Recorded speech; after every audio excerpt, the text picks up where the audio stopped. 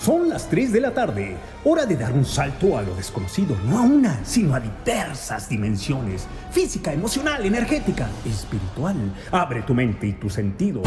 Sociedades secretas, hermandades, masones, gnósticos, rosacruces, temas para tu vida y tu alma. Access Conscious Theta Healing, constelaciones familiares, archivos akáshicos, biodescodificación, programación neurolingüística, psicología transpersonal, morfopsicología, esoterismo, filosofía, espiritualidad, impacto extraterrestre, vida después de la vida, qué es el alma, qué es el aura, el ser y la conciencia. Todo esto y más aquí en Ser, Saber y Hacer con Odiseo de Ítaca. ¡Comenzamos! Hola, ¿qué tal? ¿Cómo estás? Bienvenido, soy Odiseo, bienvenido a Ser, Saber y Hacer, emisión número 100, imagínate, 100 semanas. Y bueno, pues te invito el día de hoy que vamos a hablar de un tema muy interesante, más allá de la muerte. ¿Qué pasa más allá de la muerte? Pues queremos leer tus comentarios, tus preguntas. A veces estamos tan entrados en el tema que no me da tiempo, pero después retomo y ya tengo destinado un tiempecito para leer tus preguntas, tus inquietudes. Nos gusta que participes. Bienvenido, vamos a empezar. Y tenemos hoy, aparte de un gran programa, pues un invitados, porque son 3 invitados, variados y de lujo. Voy a presentar primero a José Solís Gil, que es pastor cristiano con 33 años de ministerio y maestro en el Tecnológico Nacional de México. Bienvenido, José. Hola. Gracias. Hola, ¿qué tal? Qué gusto. Un gusto tenerte aquí en Ser, Saber y Hacer, y con este tema tan interesante, y nos interesa conocer la perspectiva cristiana. Qué bueno que vienes en representación para que con tu sabiduría en estos 33 años, pues conocer esta perspectiva, esta visión que tiene el cristianismo con respecto a lo que sucede más allá de la muerte. Bienvenido, José. Gracias Odiseo, gracias. Y después tenemos a Saik Ali. Y luego vienen los apellidos, creo, se me dificulta un poco, ahorita trataré de hacerlo. Él es maestro sufi del linaje Namiyik Arifi. ¿Es correcto, Saik? Bien. Bienvenido. Bien. Bienvenido a Ser, Sí. Saber y Hacer. Gracias.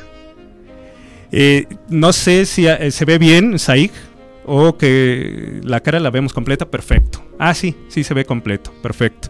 Un poquito hacia atrás y ya. Y luego tenemos a Jorge Alejandro González Lovera, que es psicólogo terapeuta de colocación familiar, miembro del grupo de estudios budistas de Thupten Kungyak. ¿Está bien? Jorge. Ajá. Perfecto. Sí. Bienvenido, Jorge, a Hacer, Saber y Hacer. Es un gusto Odiseo, tenerlos. compañeros, un gusto y un honor. Un honor también tenerlos aquí, compartir este tema tan interesante, porque yo creo que desde los principios de los tiempos, el hombre siempre se ha preguntado, se ha tratado de hablar sobre lo que es la vida, pero no se puede hablar de la vida separando lo que es la muerte y qué pasa después de que termina la vida, o si es una extensión más de la vida, depende de las filosofías, grupos, religiones. Entonces, pues vamos a empezar, si les parece, con José Solís Gil. ¿Qué sucede cuando morimos? ¿Qué pasa en esta transición y a dónde vamos desde la visión cristiana?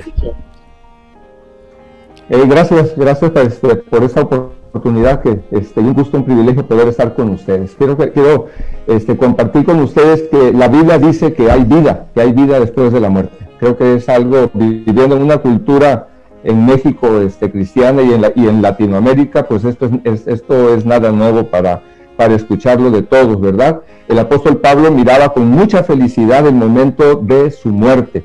Él decía, por ejemplo, en Filipenses capítulo 1, que para mí el vivir es Cristo y el morir es ganancia. Él miraba entonces la muerte como algo maravilloso, como algo feliz. Él había encontrado ese camino. Él era un hombre muy religioso, judío, y en una ocasión que iba persiguiendo a los cristianos rumbo a la ciudad de Damasco, maravilloso con Jesucristo, él le preguntó, ¿verdad?, a esa que lo tumbara, ¿verdad?, ¿quién eres? Y esa le dijo, yo soy Jesús a quien tú persigues. A partir de ese momento, ese hombre religioso, metido mucho en su religión de judío, muy judío, ¿verdad?, él tuvo una transformación maravillosa. Entonces, ahí en su carta a Filipenses, él menciona eso, ¿no? Para mí la vida, vivir es Cristo y el morir es ganancia. En cuanto al Señor Jesucristo, él mencionó que el propósito de su vida y de su muerte del cielo. Él dijo que él vino para darnos vida y vida en abundancia. Entonces, frecuentemente la Biblia está llena mencionando que hay algo después de la muerte, ¿verdad? Entonces, es una enseñanza que todos hemos escuchado de alguna manera al vivir dentro de una cultura religiosa católica, cristiana, evangélica. Ahora bien, el asunto de la transición entre la muerte y la vida es algo muy interesante porque, por ejemplo, si buscamos en YouTube libros que hablan acerca de este tema, vamos a encontrar libros muy interesantes, testimonios de gente que murieron y que después de su muerte sufrieron una experiencia maravillosa, extraordinaria y regresaron a vivir. Uno de esos personajes conocidos de muchos, quizás aquí uno de los Jorge me puede dar puede confirmar este dato, es el psicólogo Carl Jung, ¿verdad? Que él tuvo un infarto y tuvo un viaje precisamente de este tipo, ¿verdad? En donde hay una actividad de transición entre la vida y la muerte. Quiero decirles que la Biblia habla poco de ese tiempo de transición entre la vida y la muerte. Aunque ya el Señor Jesucristo, cuando se refirió a la muerte de Lázaro, Lázaro era un amigazo de Jesucristo, y cuando le informaron que había su gran amigazo, dijo que él estaba dormido. Entonces, dormido es una expresión, como una metáfora que habla acerca de ese periodo, ¿verdad? Claro que el dormir significa que también puede uno soñar, y al soñar puede soñar feo o puede soñar bonito, ¿verdad? Entonces no sabemos si Lázaro soñó feo o soñó bonito, porque a mí me hubiese gustado que la Biblia registrara el testimonio de Lázaro y de otros hombres que fueron que resucitaron, acerca de qué pasó, ¿verdad? En el momento de su muerte, y después cuando Jesucristo los resucitó, ¿verdad? Tenemos en los evangelios varios testimonios de gente que resucitó, que murió, y después de cierto tiempo volvieron a vivir.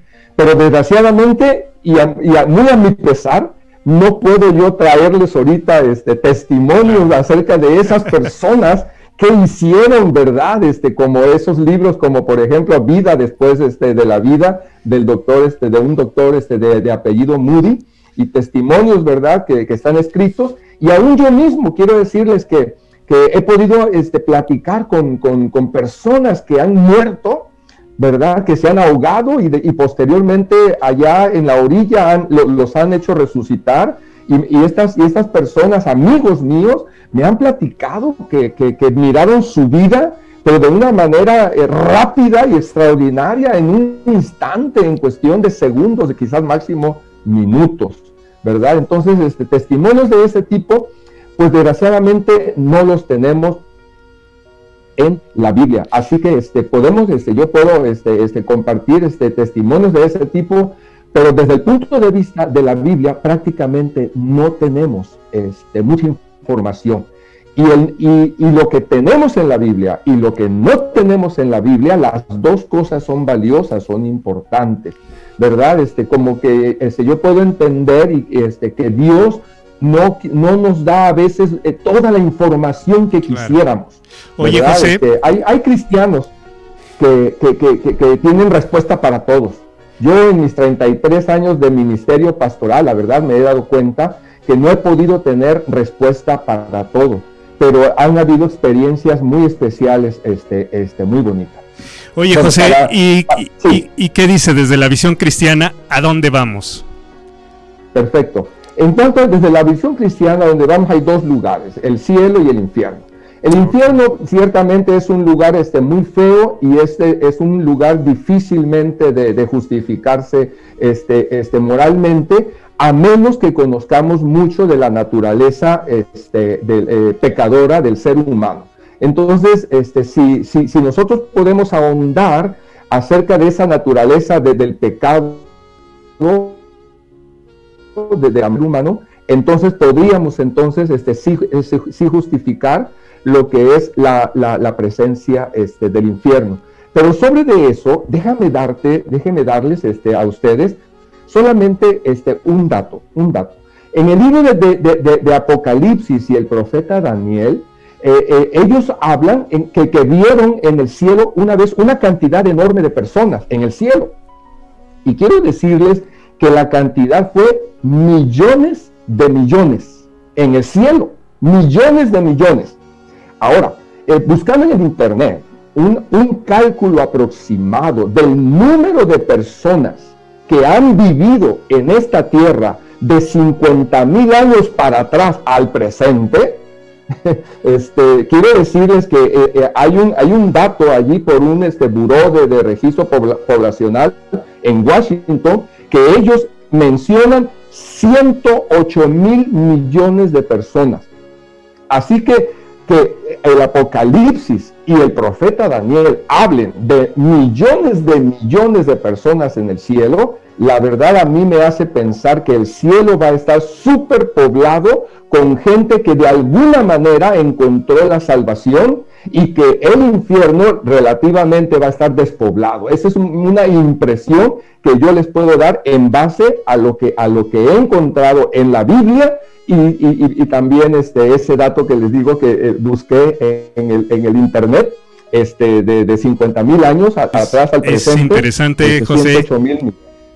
Muy interesante. Lo que puedo compartir estos. Fíjate que de alguna manera, José, estamos más habituados a esta visión judeocristiana, pero vamos ahora con Said Jalí, que me gustaría que empezaras explicando qué es sufi, porque muchas personas tienden a confundirlo o no lo tienen muy claro, y obviamente pues vamos a la misma pregunta desde la visión sufi. Sí, mire, rapidísimo, es la parte mística del Islam. Entonces, como tal, es una parte mística, pero no se puede desligar del Islam. O sea, siempre es la parte pragmática, ortopráctica del Islam, la llevamos a cabo, pero tenemos una conciencia de tener un maestro físico, y tenemos otras prácticas que no son realizadas por los demás musulmanes. Entonces, la visión de lo que pasa después de la vida, ahí hay una clave. Mire, cuando se explica que cuando el alma muere, cuando la persona muere, el cuerpo es llevado a, lo que se debe de hacer es enterrar al cuerpo lo más pronto posible, ¿no? Porque les voy a explicar por qué. Porque empieza una serie de movimientos ahí. El ángel de la muerte llega y trae una compañía de ángeles que están ahí tratando de tomar como la nota, ¿no? ¿Qué hizo este hombre? ¿Qué tan bueno es? ¿Qué tan malo es? Entonces hay dos ángeles que se lo llevan a uno y le enseñan a uno, digamos, la parte infernal, ¿no? Mira, de lo que te vas a ganar, ¿no? Lo que te has ganado. Y te regresan a la tumba, digámoslo así. Y luego te vuelven a sacar y te llevan al cielo y te dicen, mira de lo que te has perdido, o mira lo que te vas a ganar. Entonces, este proceso dura un tiempo determinado, por eso Por eso en el Islam se hace que el cuerpo se entierre lo más pronto posible y no haya cremación, porque se cree que te está dando a que veas tu cuerpo en descomposición, ¿no? Y te digan, mira, reflexiona lo que hiciste en esta vida y ves que tu cuerpo no sirve ya para nada. Entonces, tanto que trabajaste por este cuerpo, por esta vida, por todas tus riquezas, mira dónde quedaron, ¿no? Entonces ahora te están preparando ahí en ese momento para llegar finalmente al juicio, ¿no? Que el juicio aún no ocurre, ¿no? Será el día del juicio final, que nadie sabe exactamente cuándo será. Y en ese momento, en el momento del juicio, te dirán si entras o no entras al cielo. Pero existe un lugar, ¿no? Por llamarlo así, una especie de purgatorio, que es muy feo decir purgatorio, pero en el árabe se dice el barzaj, que es una zona como en transición. Entonces, digamos que al cuerpo al sujeto se le deja descansar un tiempo en ese barzaj. Se acaba el interrogatorio de los ángeles, ¿no? El interrogatorio consiste en qué Dios creías, en quién era tu profeta, quién era tu maestro, ¿no? De qué religión eres, etcétera. Y entonces, después ya de hacerle todos estos viajes de la tumba al cielo y del cielo al infierno, etcétera, se le permite entrar en el barzaj. Y el barzaj es un lugar como un lugar como de ensueño, un lugar de formas, de esencias, pero no de formas. O sea, es como si yo te viera a ti en un sueño. Yo en el barzaj sé que eres tú, pero no usas cuerpo, ¿no? O sea, entonces, de alguna manera la intuición ahí del alma es que podrías, ¿no? Digo, en cierto caso podrías ver a tu familia, no sé, etcétera. Entonces es un momento, es un lugar ahí donde está mucha gente, como en una antesala, ¿no? Esperando el juicio. Entonces se supone, ¿no? Que algunas ideas es que en el barzaj tienes que seguirte perfeccionando, ¿no? Tienes que seguir reflexionando por todo lo que has pasado, por todo lo que viviste, y en el día del juicio, pues esperar a que te toque, ¿no? Lo que te toque, y enfrentar a Dios. Bueno, nosotros le decimos Alá, que en la Biblia le llaman Elohim, ¿no? Que es exactamente la misma raíz, ¿no? Le dicen Alá, Elohim, y esa enfrentarlo al final de tus días, ¿no? Pero primero tienes que estar enfrentando todo lo que has hecho y todo lo que hiciste y lo que dejaste de hacer. Y toda tu personalidad, todo, ahí se tiene que terminar de limpiar, ¿no? Y ver, pues, qué quiere hacer Alá contigo, ¿no? Entonces, ese es básicamente el paso y la transición. No sé si hay alguna pregunta de esto. Pues lo explicaste bastante bien, Saik. Pues lo que seguía es a dónde vamos, pero lo explicaste ya. Y pues vamos ahora con Jorge Lovera. Nada más un apunte ya. Sí, sí, claro, adelante. Para nosotros los sufis, y de hecho también para algunos musulmanes, si una persona es verdaderamente, pues por decirlo de alguna forma, nosotros decimos un waliullah, un amigo de Alá, que en el cristianismo, bueno, sería algo parecido como decir un santo, ¿no? Si esta persona es un hombre realizado, digamos, que ha llegado a un cierto grado de santidad y de perfeccionamiento en su vida, es probable que se brinque desde el interrogatorio de la tumba y se vaya directo para allá arriba, ¿no? Entonces sí se cree o se entiende que hay gentes que están allá arriba y que ya llegaron allá, ¿no? Fueron amigos del profeta Mohamed, por ejemplo, compañeros del profeta Mohamed, o los mismos profetas del pueblo de Israel, ¿no? Por decir Elías, Jeremías, bueno, Elías no, perdón, fue un mal ejemplo, pero Moisés o Salomón o David o etcétera, o el mismo Jesús, pues están allá arriba, ¿no? Eso es lo que se cree. Esos están allá arriba y pues esperando a sus comunidades. Esa es otra forma muy interesante, ¿no? Que si usted era un miembro del pueblo de Moisés, Moisés lo está esperando a usted, ¿no? Si usted es miembro del pueblo de Jesús, pues Jesús está ahí también para usted, ¿no? Entonces, que en el fondo va a haber una intercesión, ¿no? El día del juicio por estos maestros o por estos mensajeros que Dios nos mandó en su momento y que están ahí, ¿no? Dispuestos ahí. Entonces, lo que se cree, ¿no? Pero que sí hay gente que ya ha llegado allá, y hay gente que también del otro lado, pues ya lo mandaron al infierno, ya sin esperar al día del juicio, ¿no? Pero eso es básicamente. Muchas gracias, Aik. Pues vamos ahora sí con Jorge Lovera, desde la visión budista. Hola Jorge. Adelante. Muy buenas tardes, y bueno, nuevamente muy buenas tardes. Y pues bueno, yo tocaría el tema con respecto a la muerte y el budismo, pero pues más que nada contextualizar para aquellos amigos que nos estén escuchando, que igual y no estén tan empapados de algunas precisiones con respecto a qué es o qué no sería tal cual el budismo. El budismo, antes que nada, viene de la India, es decir, viene de una cultura hinduista, o nace a partir de una cultura hinduista. Es decir, el budismo tiene la creencia de que nosotros,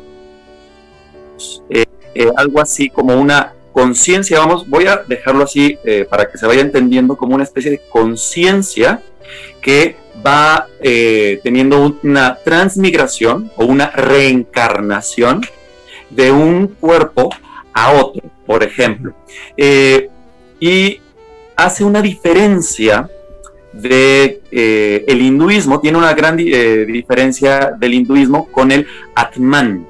¿Qué es el Atman? Lo que nosotros conocemos como alma. De hecho, algunos opinan que el Atman es la raíz de lo que ahora conocemos como la palabra alma. ¿Y qué es lo que decían los hinduistas sobre el alma? Que el alma es algo que es eterno y que no puede cambiar, que permanece inamovible.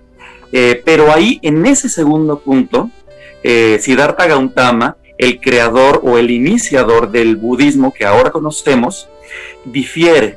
¿Por qué? Él pronuncia o él denomina algo que se llama Anatman, es decir, alma. Y yo al principio, cuando lo escuché, yo decía, pues qué, o sea, como si no existiéramos, o cómo sería. No, el Anatman es diferente al Atman en el sentido de que si el Atman es algo que no se puede modificar o que es eterno y que siempre permanece estable, el Anatman es algo que se modifica. Es decir, Marco Antonio Karam, el director de la Casa Tíbet, lo ejemplifica. Imaginemos que estamos en una carrera de relevos. Entonces, hay alguien que tiene el relevo en la mano, va corriendo y le pasa ese relevo a un compañero. Es decir, es como si el alma pasara a otro cuerpo y ese otro cuerpo ahora tuviera esa alma y va con la carrera. Pero ese relevo, digamos, no cambia de una persona a otra, sigue siendo el mismo. Pero lo que decía Siddhartha Gautama Buda es que en la conciencia que tenemos siempre cambia de un cuerpo a otro, de un estado a otro. Siempre estamos aprendiendo, siempre conocemos algo nuevo que hace que nos revivamos. Si es que no cambiáramos, no tendríamos memoria. Eso es algo muy, muy importante en este concepto. No habría memoria porque no habría algo que se pueda modificar de nuestra esencia profunda para que podamos tener memoria. Entonces necesitamos transformarnos para que de esa manera las nuevas enseñanzas que nosotros recibamos puedan causar impacto. Y por eso se entiende más bien el Anatman como la flama de una vela, que encendemos otra vela y hay un segundo fuego que tiene que ver con el primero, pero es diferente el primer fuego de la primera vela al de la segunda vela. Entonces, eso es de entrada una de las cosas que hay que entender con respecto al budismo, que busca ver de una manera diferente al alma o al Atman. aquí la situación es que una de las cosas que menciona el budismo es de que hay la posibilidad, o hay hay la muy segura posibilidad de que podamos encarnar o reencarnar en un nuevo cuerpo o en un nuevo ser vivo. Ajá. Y esto obviamente se contrapone con la visión que yo he aprendido, por ejemplo, del catolicismo, en la que se dice, o yo por lo menos lo entendí así, de las clases de catecismo y demás que tuve cuando era niño, yo que crecí en un hogar latino y católico, me llevaban al catecismo, entonces yo lo que entendía es que Dios crea al alma desde un momento, y a partir de ahí para adelante en el futuro, el alma es eterna. Y yo hasta cierto punto, así como que cuando escuché el concepto de reencarnación, me pareció hasta cierto punto lógico, porque una de las frases que tiene el budismo es de que aquello que nace, muere, pero aquello que no nace, tampoco muere. Y en este sentido a mí me hacía mucho clic la cuestión de la reencarnación, porque era ver que si es que un alma es, o una conciencia es eterna de este momento hacia el futuro, también lo debería ser de este momento hacia el pasado, es decir, debería haber una eternidad hacia el pasado y hacia el futuro. Y de esa manera, hasta cierto punto, lo ve el budismo, incluso el hinduismo. No sé qué tanto tiempo me quede para no extender. Pues mira, para redondear, Jorge, simplemente que lo has explicado muy bien, en esta transición, ¿a dónde va el alma y a dónde va después de morir este ser o esta Atman? Sí es, digamos, hay varias posibilidades. Hay varias posibilidades. Y curiosamente, al igual que la tradición judeo-cristiana, el budismo habla de que incluso existen diferentes niveles de cielo y también diferentes niveles de infierno, pero también un intervalo de posibilidad de vidas o dimensiones en las que uno pudiera nacer. Es decir, uno pudiera nacer como persona, uno pudiera nacer como un animal, o uno pudiera nacer como como otra persona. Por ejemplo, si yo muriese, podría nacer incluso como una mujer. Incluso en los diferentes niveles de cielo o de infierno que puede haber, cada uno más intenso que el anterior, en estos diferentes niveles, incluso uno puede nacer como seres atormentados o como seres divinos o devas. Los devas son los seres que viven en los cielos y que ellos se dicen o se ven a sí mismos como dioses. Los 4 primeros cielos que se mencionan son de dioses visibles o de dioses que tienen forma, pero los otros 3 niveles son de dioses que no tienen forma. ¿Por qué se dice que no tienen forma? Se dice que llegan a tal grado de vibración estos devas o dioses o seres divinos que es tan fuerte la vibración que no puede contenerlos un cuerpo, y de esa manera por eso no se pueden ver, porque no pueden tener cuerpo. Ahora la situación, Jorge, es que también se pueden hacer, como les menciono, como animales. Algunas partes mencionan como titanes y etcétera, mencionan a varios diferentes seres, pero también existe la posibilidad de quedarse en el intervalo de la vida y de la muerte. Los tibetanos, los budistas tibetanos, los monjes tibetanos hablan de el bardo. No sé si ya tenga tiempo o no. Sí, dame un segundito, está muy interesante. Ya nos estás introduciendo demasiado al budismo. Y es muy bueno porque nos estás ampliando el panorama de lo que se tiene de esta visión. Y de eso se trata precisamente este programa. Pero para que nos alcance el tiempo, vamos con Saig primero, en esta segunda pregunta. Pues, ¿cuáles son las ceremonias y rituales de acompañamiento después de la muerte? O sea, pues mire, ¿cómo se rinde o cómo se le acompaña al difunto? pues mire, es un ritual muy simple. Cuando la persona muere, bueno, vamos a pensar que un minuto antes de morir, Saig, y la persona, ¿sí? Saig, un favorcito, ¿te puedes hacer un poquito para atrás porque no estamos viendo tu cara? Ahí está, y ahí ya te vemos, gracias. Bueno, mire, la idea es la siguiente: cuando la persona muere, se cree que un minuto antes de morir o algo así, si la persona está convaleciente y ya a punto de fallecer, tiene que decir el testimonio de fe en el Islam, que se llama la kalima. No hay más que un solo Dios me dé su mensaje. Entonces, eso lo tiene que decir conscientemente. Antes de morir. Si la persona no alcanza a decir eso, las personas que lo estén acompañando pueden decirla en voz alta, para que el muerto ahí en el momento de la muerte lo pueda estar escuchando, ¿no?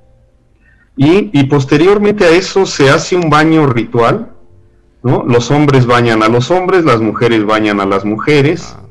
Se limpia el cuerpo, se prepara en una tela, casi siempre son telas de algodón de preferencia, y se envuelve el cuerpo, se le ponen, creo que son 4 capas, depende del lugar y la tradición. Entonces se envuelve el cuerpo y se viste, ¿no? De alguna manera, pero es algo, no es ropa, o sea, simplemente se cortan las sábanas para que no se exhiba el cuerpo, digamos, por este asunto de que el cuerpo no se puede ver en el Islam, ¿no? Entonces, posteriormente a esto se hace una oración especial, que es la oración de difuntos, que el cuerpo se coloca en una posición viendo hacia la Meca, ¿no? Del lado izquierdo de la comunidad y de la gente que va a dirigir la oración, de la persona que dirige la oración. Entonces hace la oración ahí, es muy sencilla, se recitan un sura del Corán, se recitan unas súplicas a nombre de la persona, a nombre de los familiares del difunto, y bueno, el entierro tiene que ser muy rápido, ¿no? Todo esto tiene que llevarse a cabo muy rápido. Las leyes de México, por ejemplo, pues no permiten eso, ¿no? Las leyes permiten únicamente que se tenga más tiempo con el cuerpo, y eso por ley, ¿no? Pero en el Islam es casi de inmediato, es lo más pronto posible, por ese hecho que le digo, de que van a llegar los ángeles a llevarse al individuo, ¿no? Entonces, por eso es lo más pronto posible. ¿De cuánto tiempo estamos hablando? ¿Un día? ¿En un día se tiene que hacer todo? Menos. Es que debían de ser horas. En horas. Pero sí, son horas. O sea, aquí en México la ley te dice que tienes que estar un día en el velorio, ¿no? Uh-huh. Pero no, aquí tiene que ser horas. Entonces, y realmente la tumba es algo muy sencillo, es en el piso, un agujero en la tierra, y con una piedra que indique el lugar, ¿no? Y ya, y eso es todo, y todas las tumbas, las piedras tienen que estar alineadas a la Meca. ¿Y se reza después? ¿Se hace algún ritual propio del momento?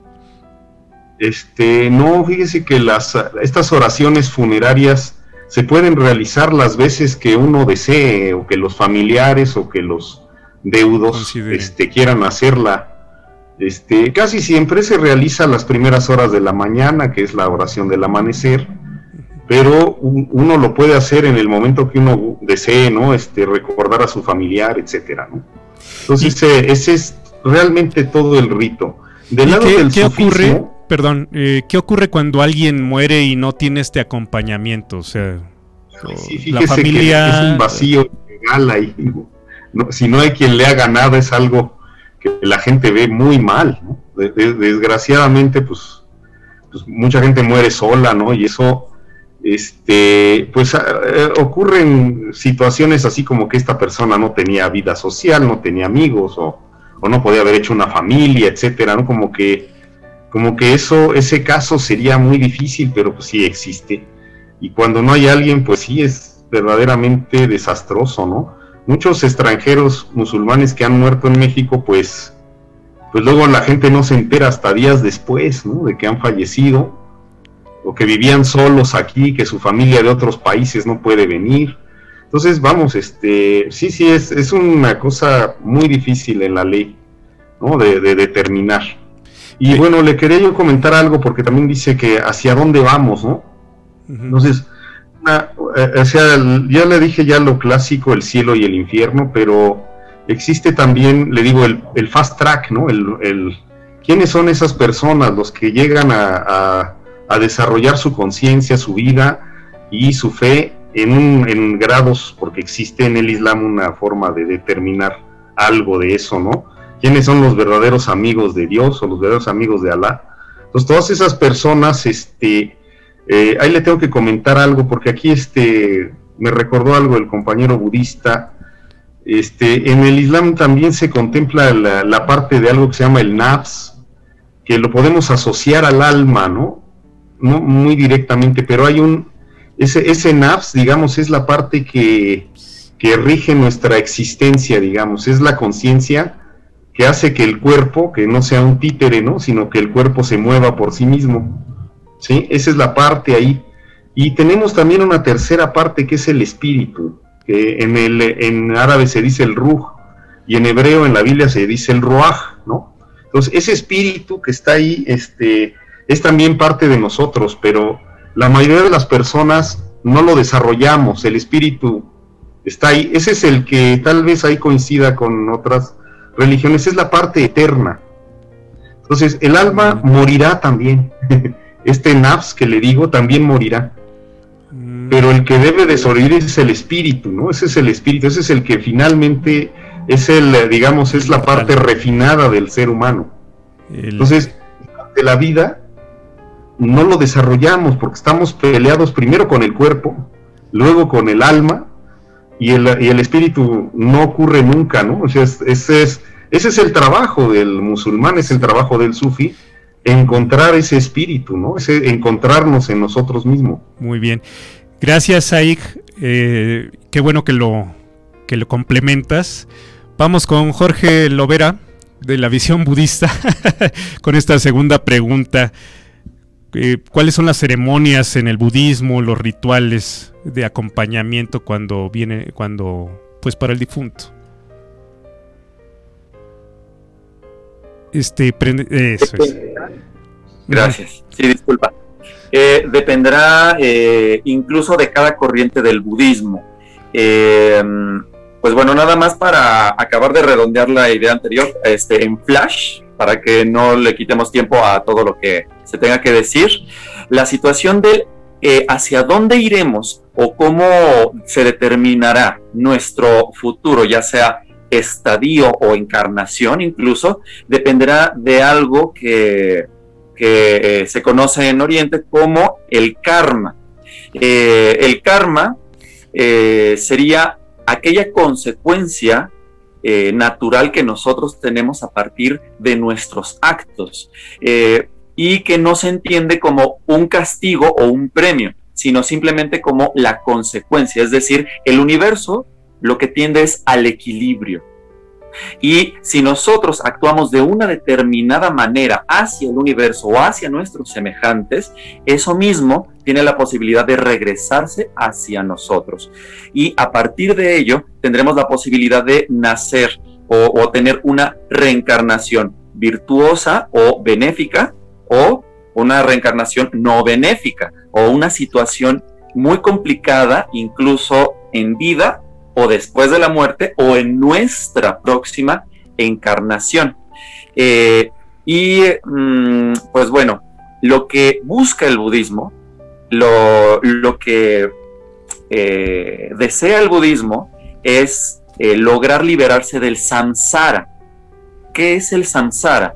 El samsara lo ve como el devenir, es decir, aquello que hace que encarnemos en un cuerpo y en otro cuerpo y en otro cuerpo, y encarnemos en dioses, después encarnemos en seres infernales, después encarnemos en humanos, en animales, etcétera, etcétera, etcétera, porque eso también propicia un cierto sufrimiento. Siempre lo que sucede cuando no somos conscientes de nuestra propia existencia es de que sufrimos y vamos a seguir sufriendo a menos de que seamos conscientes de esta misma situación y nos liberemos de aquellas causas que nos provocan sufrimiento. Y a partir de ello, por ejemplo, los budistas tibetanos tienen un texto que se llama Bardo Todol, que significa, en términos muy literales, la liberación del estadio medio a través de escuchar, que algunos han traducido como el libro tibetano de los muertos.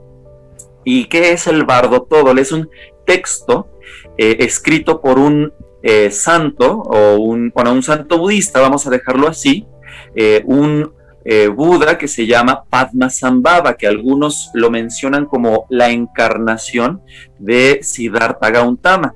Él escribió un texto en el cual explica que a partir de que la persona muere, va a permanecer en un estadio intermedio entre, entre elevarse hacia un gran misterio, vamos a dejarlo por lo mientras así, o una realidad absoluta, o una luz fundamental, con la que nos llevaría el nirvana, vamos a decirlo así. Mientras nosotros logremos el nirvana, vamos a lograr ascender o permanecer en esta luz fundamental.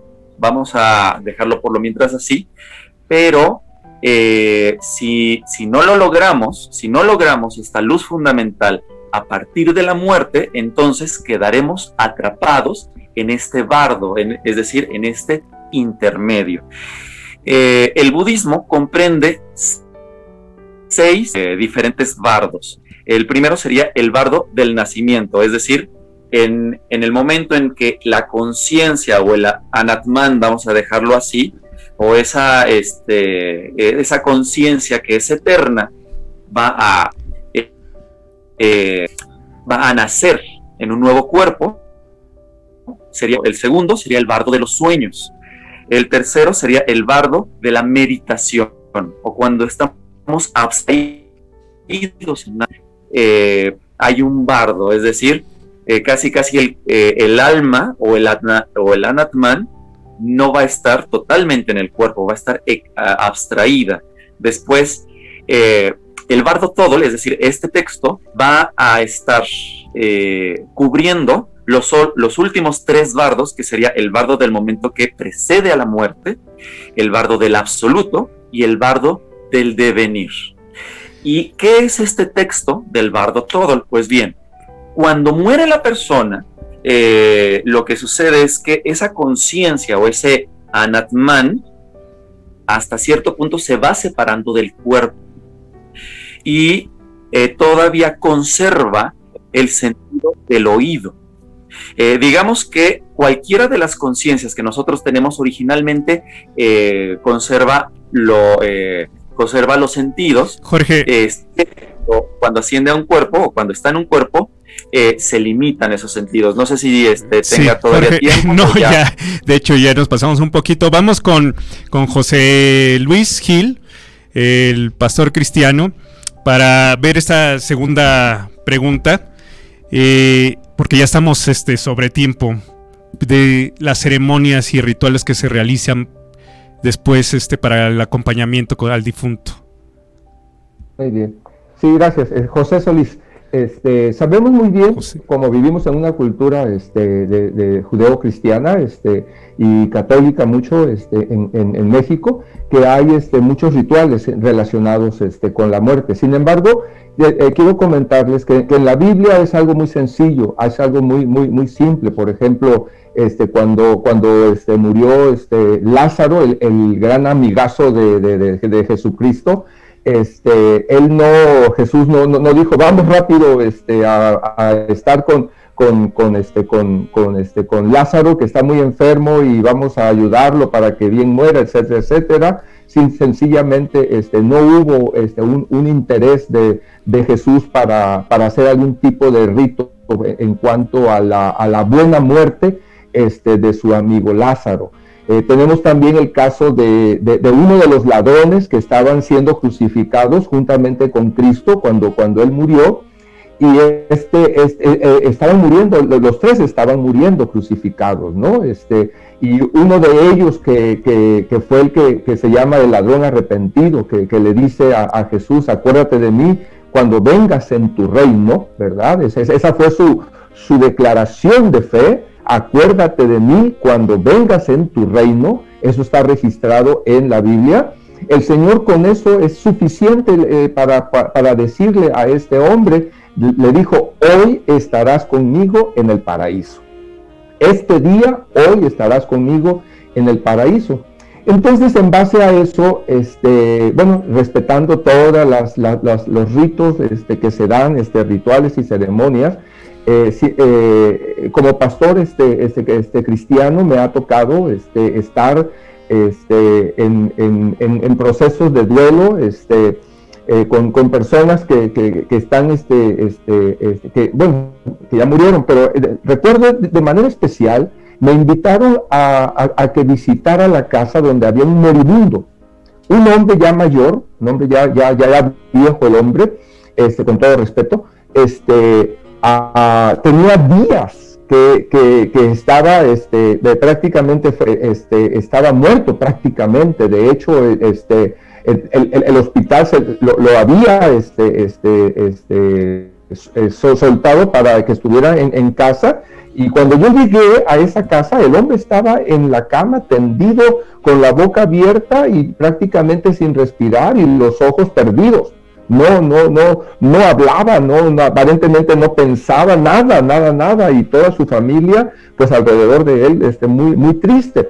Lo único que yo hice fue, primero que nada, hacer una oración interna delante de Dios y por el alma, ¿verdad?, de esta persona.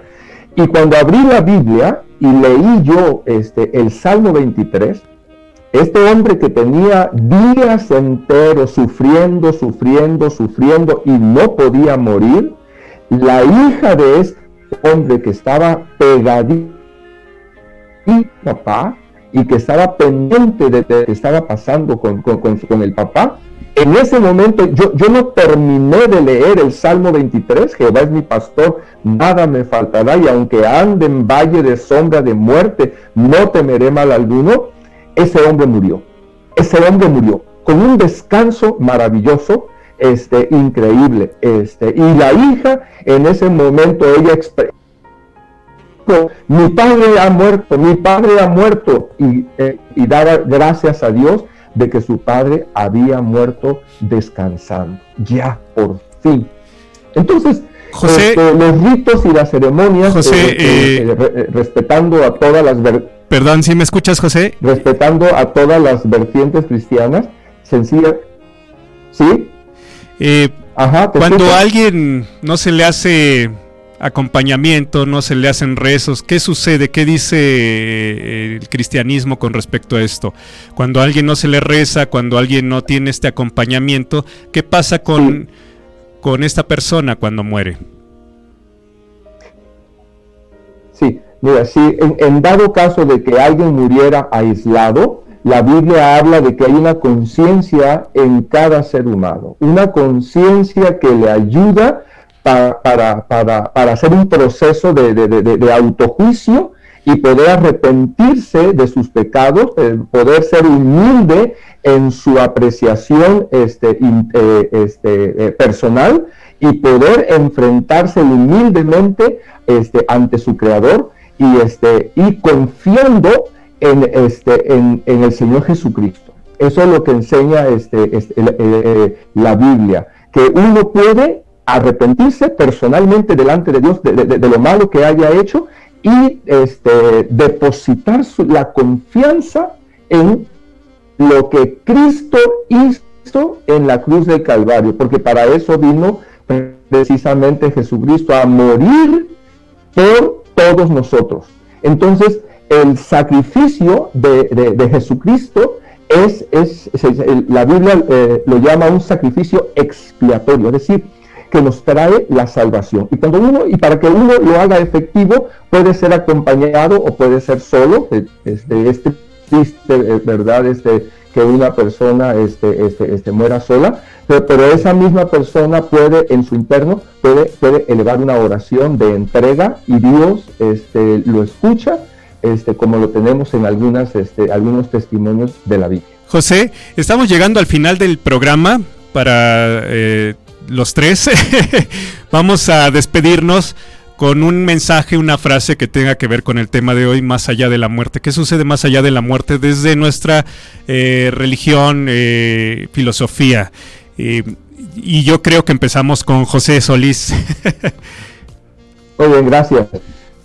Pues mira, yo les invito a que no tengamos miedo a morir, sino que estudiemos lo que la palabra nos habla y nos inyecta la confianza.